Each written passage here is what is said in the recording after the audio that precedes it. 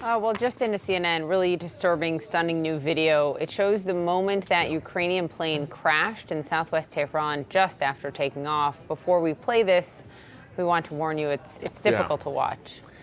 Listen, we've watched it a couple times here. This is from a security camera, and you could see this is just around the moment. The sky lights up there, a flash of light. And then watch this as you just see debris, burning debris, raining down there. Not clear if that debris itself is from the plane or from a building, structures in the area that were hit by parts of the plane. But it does come at the time that the plane was hit. An eyewitness says that large pieces of debris have already been removed from the larger crash site. Of course, this happening before investigators have had a chance to get to the scene, and keeping that scene pristine essential to any credible investigation. Let's go to CNN senior international correspondent Fred Pleitgen. He is in Tehran, and it's been interesting, Fred, to watch how the Iranian government has responded to this, as intelligence agencies say this was an Iranian missile. On the one hand, they're saying no. On the other hand, they are open to international investigators coming in, including from the U.S.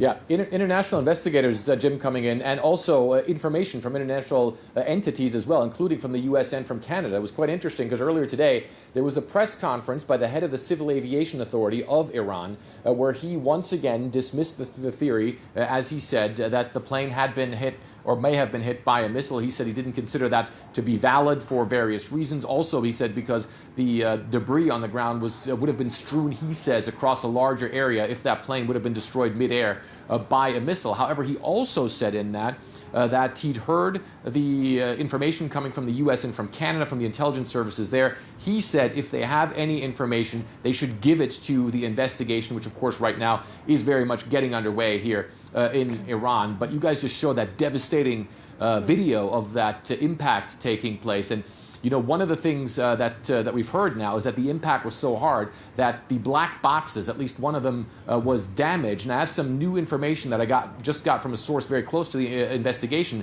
saying that of those two black boxes, it appears to be the flight data recorder that was damaged, not the cockpit voice recorder. The Iranians are saying they're trying to get the data of both of those black boxes today. They want to see if they can do that. They're not sure if they have the technical capabilities to get it off a damaged black box or flight data recorder. They say they might have to ask outside entities, as they put it, for help, which would include the French and the Canadians, maybe even the Russians as well. And you guys were talking there also about the debris field. The Iranians also confirming to us that they have taken most of the debris off that field and are putting it in a hangar. They say they want forensic workers to try and put as much of the plane together again as they can to then try and work out what exactly happened, guys. Well, Russian help would be interesting because, of course, Russian missiles shot down MH17, and the Russians were not credible partners in that investigation, denying what were the cold, hard facts. Fred Pleitgen in Iran, thanks very much. CNN's Paula Newton. She joins us now from Toronto. We should note this. Of those 176 victims on this plane, 63 of them from Canada, and their families just reeling now from this. Yeah, reeling is really the way you put it. And you see the memorial behind me. I'm here in Toronto. Think about it, really replicated coast to coast. So many people touched by those devastating stories they've heard from so many families who know their life will never be the same again. It's the smiles that are so searing, an indelible reminder of all that's been lost. At this vigil in Toronto, friends, families, strangers tried to take in the magnitude of the tragedy. Words cannot express the sorrow and then pain that the family are going through. Is just unbelievable. Rosie, who did not want her last name used, could not believe her family friend Mohammed Ilyasi was married in Iran just last week and then boarded flight 752. For many here, the grief is still so raw. And then they learn the airliner may have been shot out of the sky by Iran. They can't make sense of it. How are they going to respond to the parents of the children, of the loss of their son, daughters, husbands, wife? This is so surreal. At least 63 Canadians died, but the vast majority of the passengers, 138, were connecting to Canada, many returning to lives here. Vigils like this are going on right across the country. So many Canadians can really relate to the stories of these victims. People really living their dreams, trying to make a better life in a second home.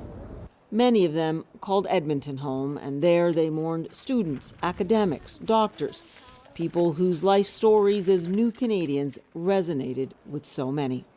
Hamed Ismailion says he still can't believe his wife Parisa and his daughter Rira are never coming home to him.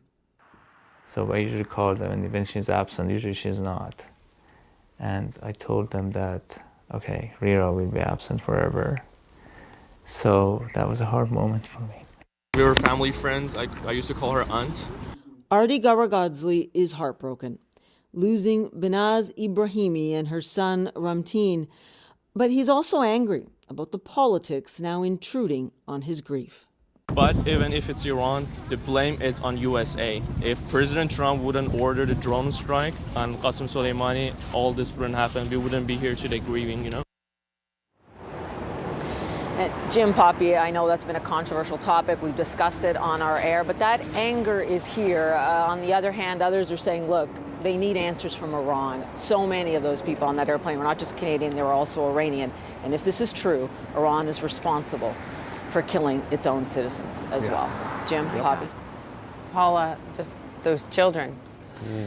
Thank you for honoring the victims in that way. We'll be right back.